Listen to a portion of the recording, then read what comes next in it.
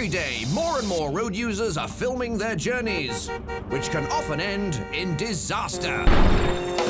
Pioneered by motorists in Russia and Eastern Europe, dashboard-mounted cameras are constantly recording our behavior on the roads. From the bizarre, to the ridiculous, the funny, to the downright dangerous. The thousands and thousands of dashcams around the world have captured just about every mishap you can think of. Now we're going to delve into this treasure trove of stupidity on the roads. Put things right by pointing the finger of blame. Replay the action to see what really happened. And of course, there's nothing like seeing other people's mistakes when it comes to helping us become better drivers. And please remember, on all the clips, yes, that's all the clips we show, no one, and that means no one, is seriously hurt. So drive safely. Not everyone is this lucky. Still to come on the show, more bafflingly bonkers road use from all around the world that, had it happened in Britain, would have resulted in the following contraventions of the Highway Code. Article 302, you must not park your vehicle where it would get in the way of trams or where it would force other drivers to do so. Article 200, choose an appropriate place to maneuver. If you need to turn your vehicle around, wait until you find a safe place. The one about it absolutely being a great idea to flagrantly ignore any speed restrictions that have been put in place for your own safety.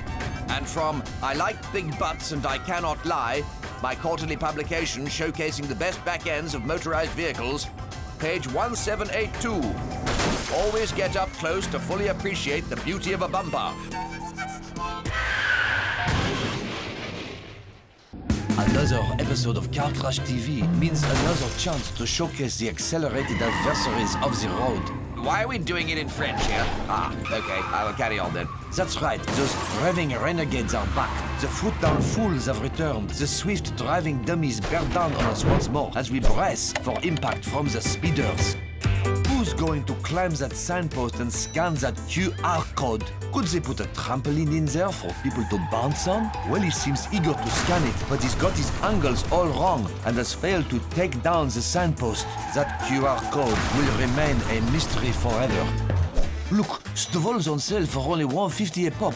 An offer like that is surely going to cause a stir amongst the consumers. Sweet, succulent Stavol. I cannot wait to wrap my lips around. Okay, look, I'm not doing French, and I'm not doing any more of your dodgy double entendres. There's a lot of silver cars in this town, and yellow buses.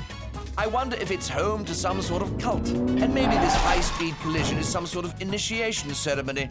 Or it could just be yet another crash in yet another depressing European town. I'm past caring now.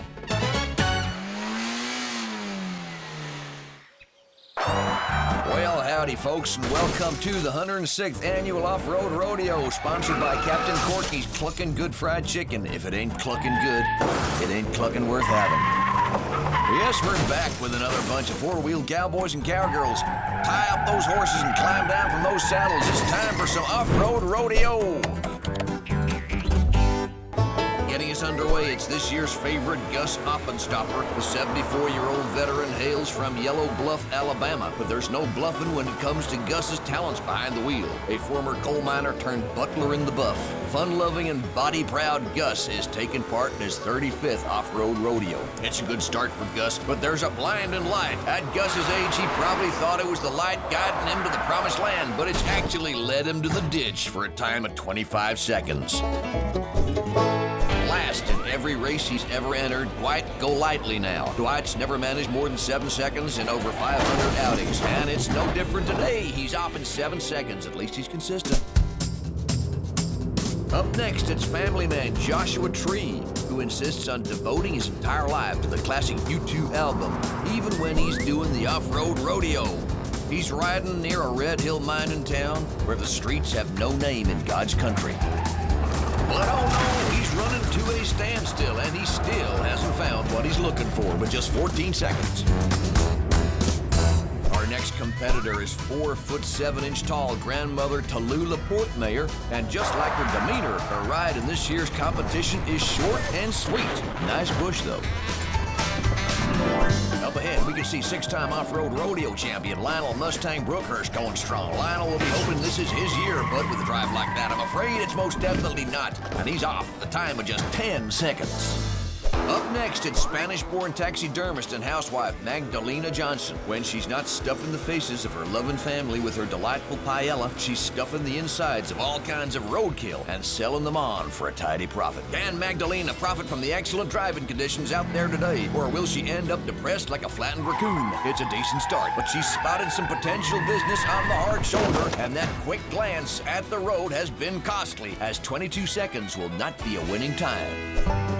Our final competitor of the day is Bruce Crabtree, and hailing from Natuashish, Alaska. These look perfect conditions for Bruce to pick up an impressive time. He's looking good. This could be a personal best score for Bruce if he can hang on for just a few seconds longer. But no!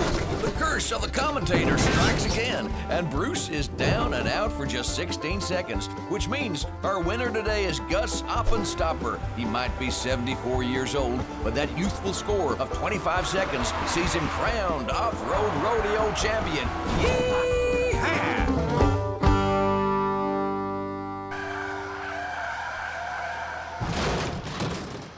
If you thought that cars and motorcycles were bad news, wait until we tackle the behemoths of the road next. That's right, those sardine can death traps we touch in and touch out of on a daily basis, putting our lives in the hands of complete strangers to do with as they please. Grab a railing, pull the passenger alarm, and get ready for some perilous public transport. This driver is carrying around his own personal stadium so that the crowd can go wild when they see great action. Bus drivers are notorious sticklers for scheduling. That's why they will pull away from you if you're running to jump on at a bus stop. And supposedly, why they will also pull away from you when they've just scraped the side of your car in traffic. Get off your timetable and come and sort out my car. Ladies and gentlemen, this bus has now been assigned an alternative route, and the next scheduled stop will be through the front of all these cars. We apologise for any inconvenience caused. Thank you. This tram's brakes are failing. Turn, man. There's traffic ahead. Just turn and you won't hit those poor unsuspecting commuters. Just turn, damn you! Oh, right, because of the tram tracks. Sorry. When you bring a new child home, the older sibling can often start acting up in order to gain attention. And that sudden change to the environment is also a problem in the bus community. Somebody put him on the naughty step. It's nice every once in a while when collisions don't actually happen and we just witness a near miss instead. This one, for instance, is tremendous. Anyone in from Ipswich tonight? What do you call public transport driven by someone with a lazy reaction time? A coach potato. Get it? Get it? You've been a wonderful audience tonight. Good night.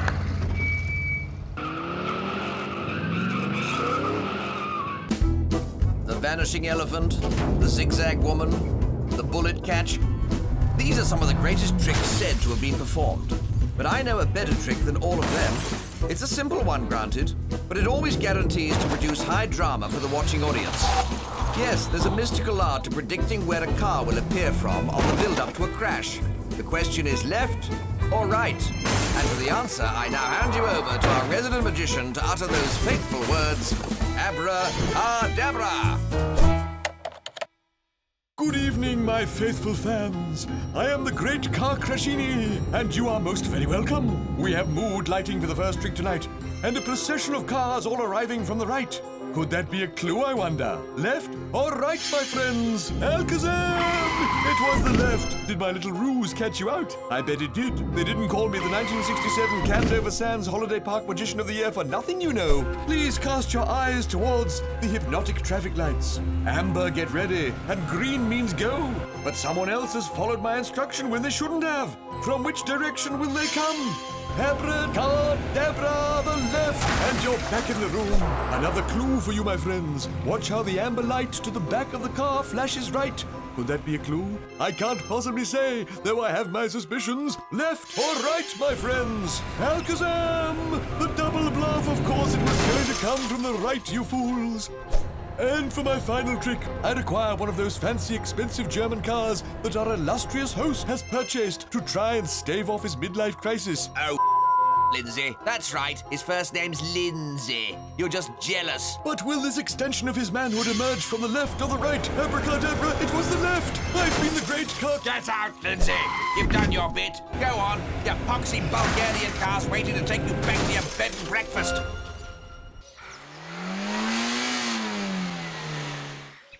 Look, I'm not scared of the dark, okay? It's just that sometimes when it's nighttime, things can look a little scarier than they are. Shadows can look like shambling zombies. Creaking floorboards can sound like psychotic serial killers outside my bedroom door. And the sound of the wind can be mistaken for demonic whispers. All I'm saying is, it would be nice if you'd consider staying over tonight to help me get through the nighttime nonsense. First things first, whoever's in charge of this city's street illumination needs some sort of commendation. What a beautifully lit intersection. Seriously, pat that chap on the back. Surely he's a shoo-in for Employee of the Week. Sadly, though, all his hard work is in vain, as these two bus drivers have decided this is the perfect location to play chicken. I mean, how hard could it be to spot a massive yellow bus coming towards you? Whether on a motorway, dual carriageway, or single carriageway, you should always leave sufficient distance between yourself and the car in front. Because you never know when nothing much of any interest at all might happen, and you wonder what on earth to say about it. Hello? Cancel my contract. I've got a mortgage on my bungalow. I'll do better, sir. Thank you, sir. Total enthusiasm, some witty foreign accents, yes, sir. And the last time I saw a building lit up like that, it was 1996, and I was in a cinema watching Independence Day. Moments later, it turned into a pretty bad evening for the residents of Los Angeles. I best head for the hills.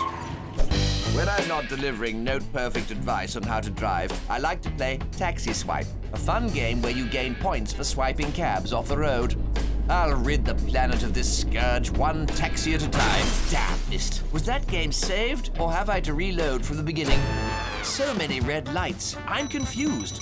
So this must be playing merry hell with the minds of the drivers. It's not an exotic nightclub set. It's a busy road junction. Turn the red lights down.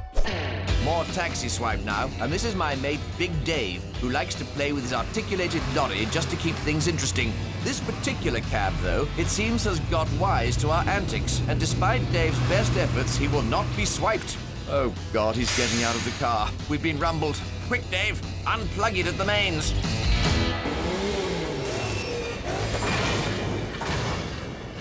Coming up later on Car Crash TV, we get all cultural in the art of the automobile, get all judgmental in the blame game, and get up close and personal in rear enders.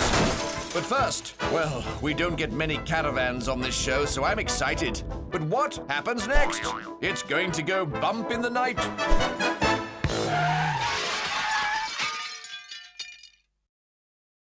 Welcome back to Car Crash TV. So what did happen next? Well, as you know, a lot of people take issue with caravan owners pulling their houses on wheels around the countryside and slowing all us normal folk down. This guy's been held up one too many times and is eager to make his point. The caravan, though, isn't going to take this criticism lying down. Never cross a caravan, people.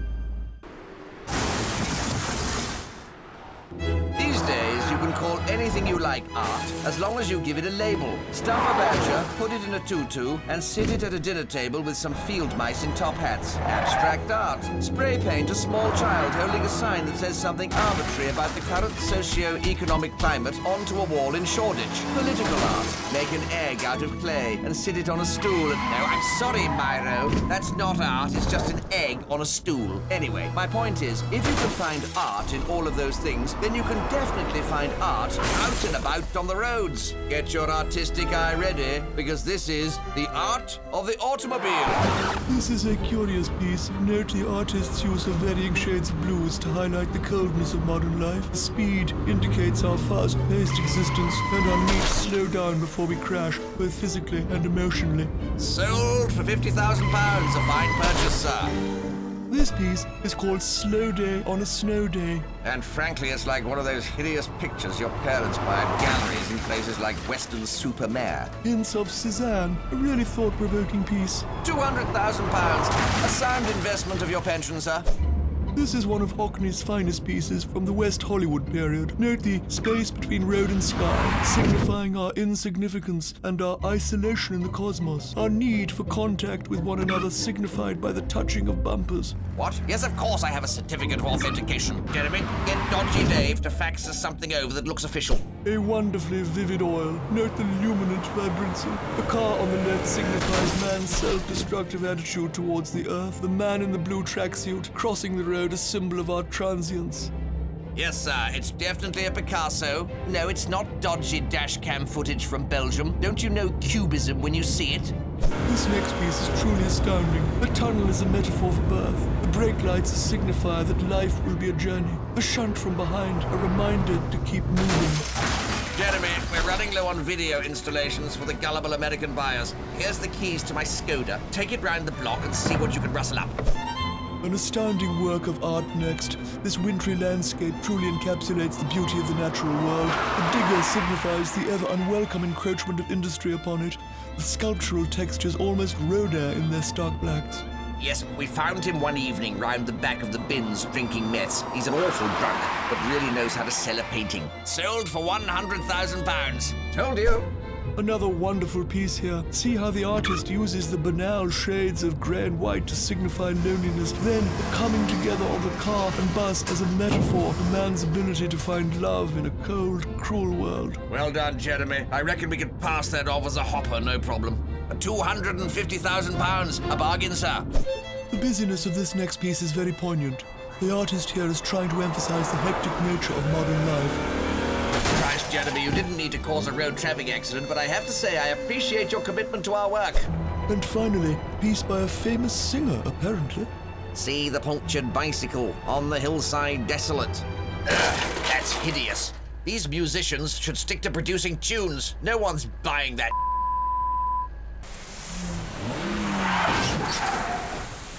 Jessica Fletcher, Jane Marple, Hetty Wainthropp, the common factor? Yes, they're the stupid old brats who took me to St. Albans County Court over the nudist summer solstice party I held in my back garden. What? Detectives? Oh, okay, sorry. Let's go again. They're all leading detectives, but you don't have to be an elderly lady to be a sleuth. No, you just have to join me in solving our latest crash scene investigation. Well, this motorway has certainly seen happier times. It's the people behind the camera I feel sorry for, about to endure hours of agony in a traffic jam. Well, let's try to help them and solve this one promptly. Your suspects are Car A, the black Beamer, Car B, the silver Merc interestingly facing the wrong way, or Car C, the yellow taxi trying to look inconspicuous. I have my suspicions. Let's see if they're right. No sign of the taxi, but wait, there's the Merc undertaking like an utter imbecile, causing all sorts of trouble. Then we pop through the interdimensional portal to fully realize the damage he's caused. Shocking! I hope you're happy, Mr. Merc. You're nicked. Case closed.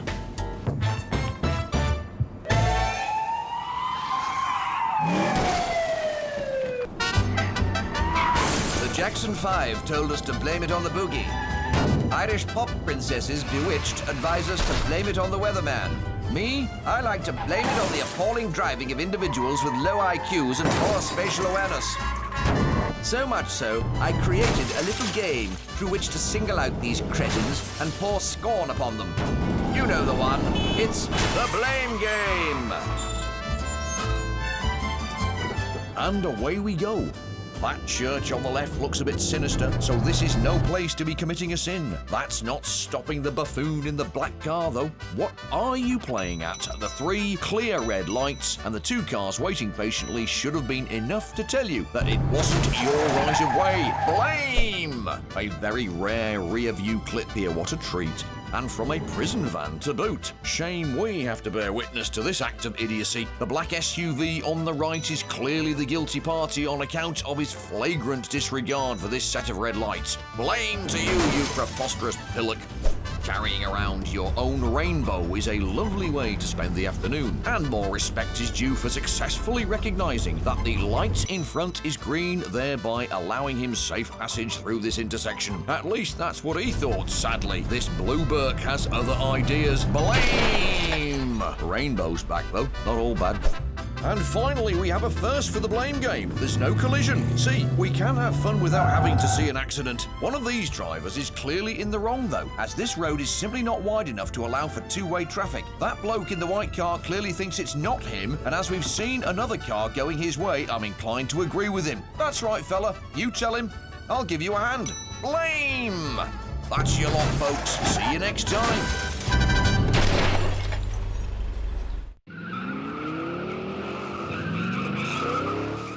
What's the most overused phrase in horror movies? Well, of course, it's look out behind you. But horror stories are not just limited to the big screen, oh no. There are monsters lurking on every road, motorway and pavement in every city in the world, ready to jump out behind you. Sometimes it will feel like you're trapped in a horror story of your own and facing the terrifying torment of the rear enders. Uh-oh. Louder alert. Yes, even when they've broken down and been rendered immobile, they still can't help but cause a road traffic accident. Don't chase after it, mate. Just let it go. In this town, they closed the coal mines, so bored miners just dig up big piles of brown snow instead.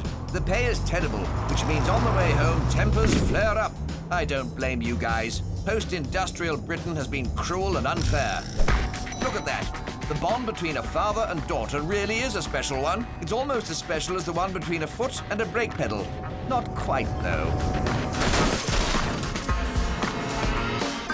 So, a road sign with some sunglasses on it. Maybe this is Liverpool, birthplace of the late, great John Lennon. Maybe he wrote Imagine here, and the sign acts as some sort of tribute to him. Or maybe we're near a place that sells ridiculously dark sunglasses that means you can't see anything. Yep, I think it might be that. Interesting place to hold a board meeting. Item 9 on the agenda, emptying the septic tank and the European Toilet Paper Directive. Problem is that everyone else has views on that, and it's causing traffic chaos. Just rent a meeting room at the Holiday Inn next time.